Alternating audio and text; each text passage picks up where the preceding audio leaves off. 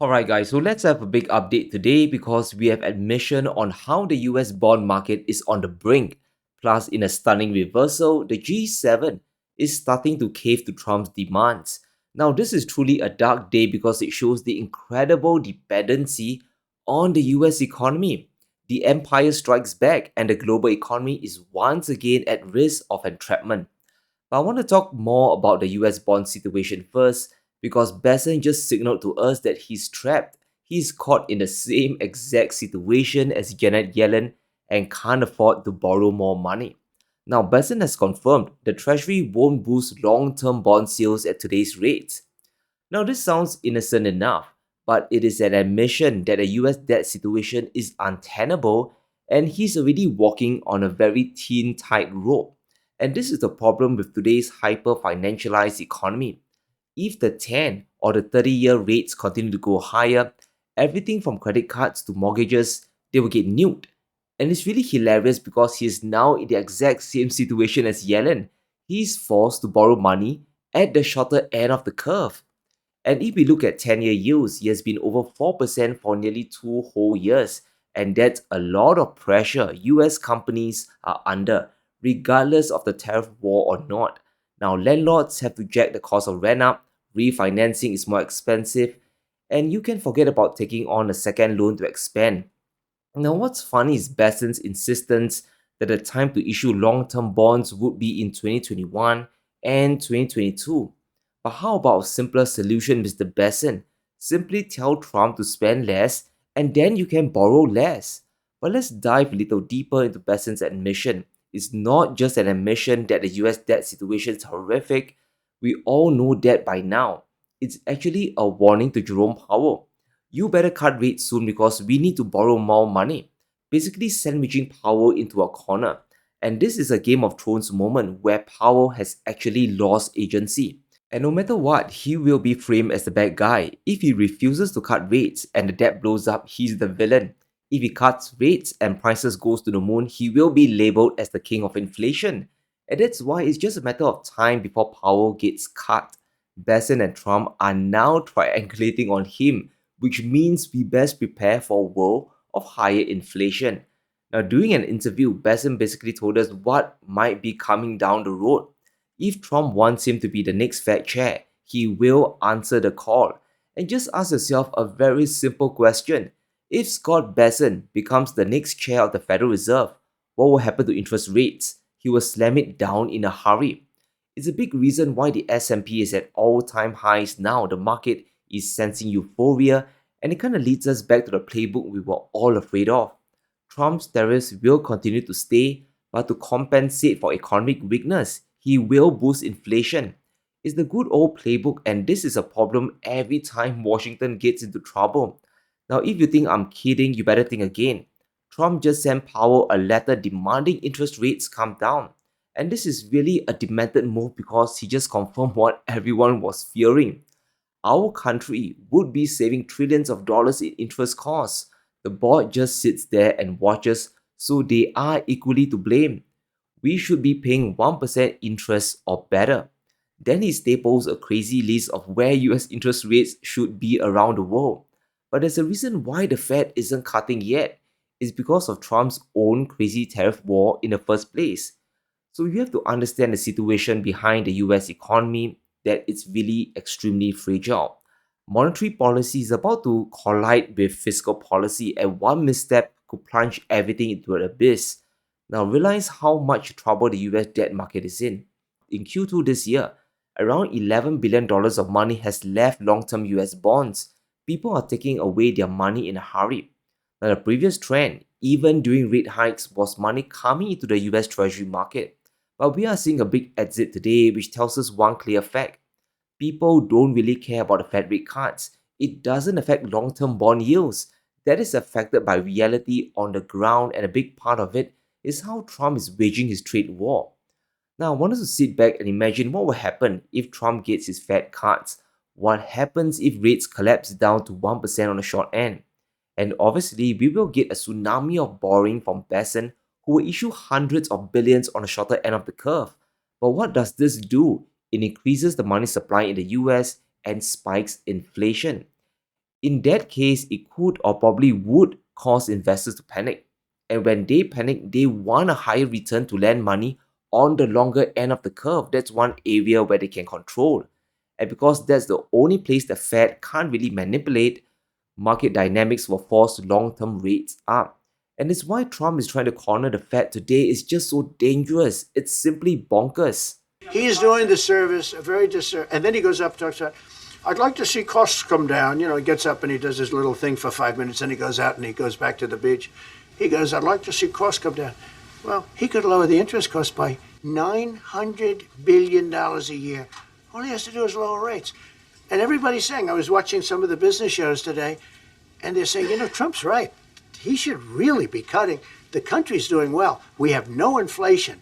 Now, despite him, we're doing great. But if we got the rates down, we would be a rocket ship. And at this point, maybe it's better for Trump himself to just become the Fed chair, right? At least it'll be more effective. And it seems recent events are just going to feed into this ego. Now, here to be the bearer of bad news, but the G7 is about to capitulate to Washington. Now, remember the tariff threats made by Trump to his allies? He's on the brink of winning it all. He's about to collect. And it's tragic, but let's talk about Canada first. The Canadians have decided to drop the digital services tax on US tech companies. Now, to be frank, this is not an import tariff, but a direct 3% tax on US digital revenue selling to the country. So there's a big distinction we need to make here. But herein lies the problem.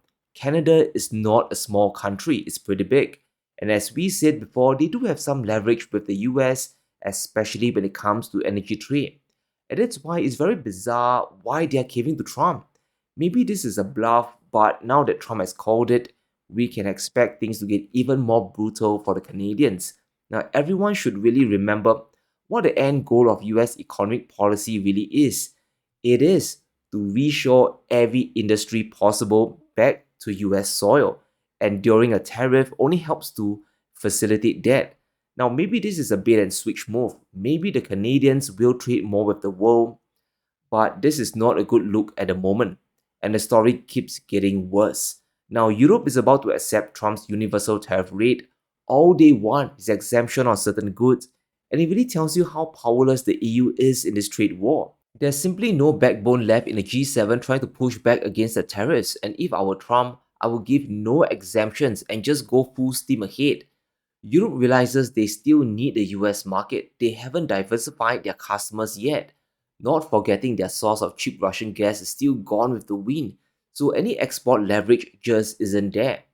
Europe wants the US to commit to lower rates on key sectors including pharmaceuticals, semiconductors, and commercial aircraft. They also want Trump to lower the auto tariffs and car parts, as well as the 50% tariff on steel and aluminum. But I think Europe has really lost the plot here. They are barking up the wrong tree. Now, which industries does Trump want to build back in the United States? High value industries like chips, pharmaceuticals, and aircraft. And why do you think Trump went to the Middle East to sign technology and aviation deals? Europe is essentially making a fatal error here, maybe worse than Canada, because at least the Canadians have a buffer of natural resources to fall back on. Europe has nothing much. Which brings us to the next dangerous point in this trade war, and that is China's reaction to this mess. It's really important to realize the danger Beijing is witnessing. It's really simple to understand. Canada has already folded somewhat, Europe is already on one knee. It doesn't take much for the G7 to come together to kiss Trump's ring and to try and contain China. Now, definitely this won't work long term. We'll see a disaster bigger than the sanctions on Russia, but it will wreak havoc on the global economy. And for China, that's bad for business. Now, China is warning countries not to sign US trade deals at their expense. Basically, don't you dare tie curbs or sanctions involving us to your deals with Trump. And to be fair, China had to say this to set the record straight. The last thing you want is for the Western club to suddenly hit China with import controls, and that will spike inflation for the West, but also hurt Chinese exporters at the same time. Now, sacrificing your trade with China to sell into the US is another way like selling out, and China is going to punish sellouts. The warning here is extremely crystal clear. If such a situation occurs, China will not accept it, and will take resolute countermeasures to safeguard its legitimate rights and interests. If we can already imagine the countermeasures China could take to enforce their rights, there are just too many to list, and all of them are in the physical economy, vital resources that every single country needs to survive, especially in manufacturing. And we aren't just talking about cheap goods, that is obvious. China exports deflation and helps to keep costs low, but countries can absorb a certain level of inflation. But what they can't withstand are high tech inputs and products they themselves have no capability of manufacturing. Now, in high tech products, China alone accounts for 24% of global exports, and this is a gigantic amount from one single country, especially when Chinese prices are very sharp. Now, we are talking about smartphones, semiconductors, and even robots. Now, can you replace those with exports from Europe or even the US? Sure, that's possible, and maybe some stuff like Nvidia chips can only be bought from US tech companies. But for everything else, you best be prepared to pay more. So once again, China's manufacturing is a shield against Western sanctions. Sure, you can try to contain Chinese exports to your economy, but you risk a deadly endgame, one where your products get priced out from the global market. At the same time, the US will start leaching industrial capacity from your own economy. So to stop trading with China and go full Team USA is to lose your own autonomy. But it cuts even deeper than that. China doesn't just provide finished goods, they are the biggest provider of critical minerals for the G7, for the world, in fact. It's really crazy if you realize what Europe is setting themselves up for. And I don't think they can lose even more vital inputs from China. Just losing Russian gas was bad enough. Now, Europe's dependence on Chinese minerals is just breathtaking. 100% of heavy rare earths, 80% of lithium, and 71% of gallium, they all come from Chinese suppliers. Even military materials like tungsten, magnesium, and scandium, they are mostly from China. Now, how are you going to replace that if China imposes an embargo? Major industries will grind to a halt or prices will just simply soar to the moon. And this is why a trade war truly benefits no one. The US will face high inflation and rates that might take down the entire economy.